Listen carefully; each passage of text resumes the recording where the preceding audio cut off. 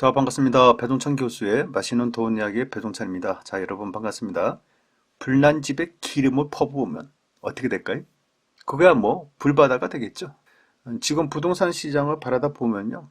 참으로 걱정이 되는 것 같아요. 나오는 정책마다 불바다를 이루고 있으니 뭐 큰일이라는 거죠. 그러니 무려 25번이나 부동산 대책이 나왔음에도 불구하고요. 부동산 가격은 이 모양이지 않습니까? 지금 서울 수도권에서 전세를 구하기 위해서 한번 돌아다녀 보세요, 여러분. 얼마나 어렵고 얼마나 힘든지. 정말 어렵고 힘들어요. 그 왜 어렵고 힘들겠습니까? 부동산 가격이 올라도 너무 많이 올랐다는 거고 전세 가격도 너무 많이 올랐기 때문에 힘들다는 거 아닙니까? 또 전세를 찾는 사람 입장에서는 가격을 떠나서 전세 매물 구하는 것조차도 힘들어졌다는 거예요, 이게. 이게 문제라는 거 아닙니까? 여기에다가 앞으로 수도권 분양가 상한제, 이제 입주주택에 대해서는요, 거주 의무 기간이 2년에서 5년 동안 부여한다는 겁니다. 19일 이후 입주자 모집 신청분부터 적용이 되는데요. 정부 입장에서는 분양가 상한제 아파트를 오로지 시세 차익을 노리는 투기 세력들을 차단하기 위해서 이러한 정책을 내놨는데요. 중요한 거는 아니 부동산 투기꾼들이 무주택자입니까? 부동산 투기꾼들이 분양가 상한제 아파트를 분양받을까요? 여러분에게 물어보겠습니다. 부동산 투기꾼들이 과연 서울 수도권의 분양가 상한제 아파트를 분양받을 수 있을까요? 분양가 상한제 아파트를 우리가 당첨받기 위해서는 예를 들어서 자녀가 한 명이고요. 청약통장 가입 기간이 15년이고 무주택 기간이 15년 이상일 경우 64점이지 않습니까? 인기 있는 아파트를 청약받기 위해서는요.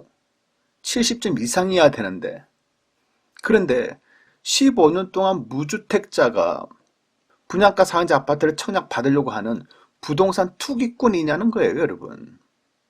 이러한 투기꾼들을 잡기 위해서 분양가 상한제 지역의 아파트를 청약받으면 실거주를 2년에서 5년 동안 해야 된다는 거예요.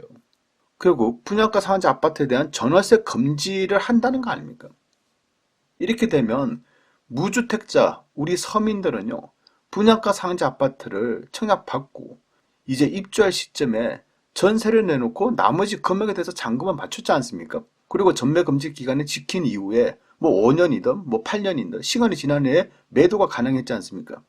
그런데 이제는 입주할 시점이 되면 전세나 월세로 내놓지도 못한다는 얘기예요. 무조건 본인이 거주해야 된다는 얘기입니다.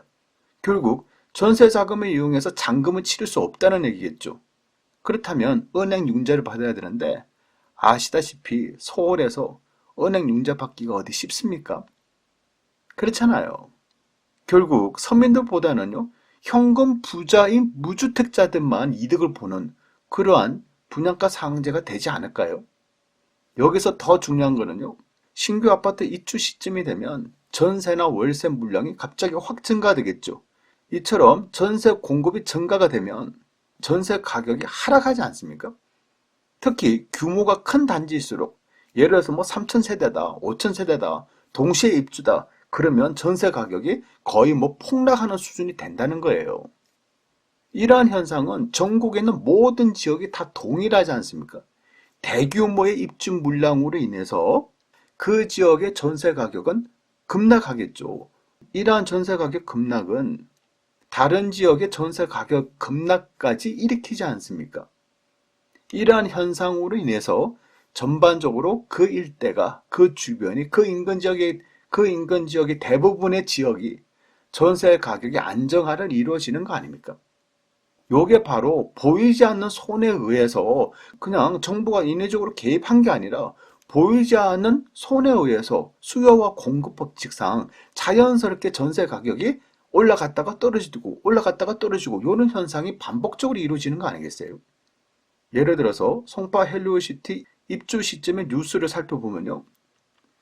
송파 헬리오시티 입주 시작, 물량 폭탄에 전세값은 급락, 10월에 전용 면적 84제곱미터의 전세 매물이 9억 원 전도했는데 입주일 확정 직후인 이달 초에는 6억 원대, 지금은 12월 달에는 5억 원대로 전세 매물까지 나왔다는 거예요, 여러분. 다음 뉴스를 또 살펴보면 송파 헬리오시티 입주 폭탄에 서울 동남권 전세가 초긴장이라는 거예요. 가락동 송파 헬로시티 전세가 하락세가 심상치가 않다. 올 연말에 예정된 입주로 인해서 입주일이 다가오면서 워낙 많은 물량이 한꺼번에 풀어지게 됨으로써 서울 동남권 전세까지 휘청이고 있다. 이러한 뉴스이지 않습니까? 결국 송파 헬로시티 입주 물량으로 인해서 서울 동남권 전세마저 가격 하락을 일으키는 효과가 발생이 됐다는 거죠. 이러한 현상은 서울 동남권만 해당되는 게 아니라 전국적으로 공통이지 않겠습니까? 어떻게 보면 대규모로 대단지의 일시적인 입주는 부동산 전세 시장을 안정시키는 그러한 효과가 발생된다고 볼 수 있다는 거예요, 여러분.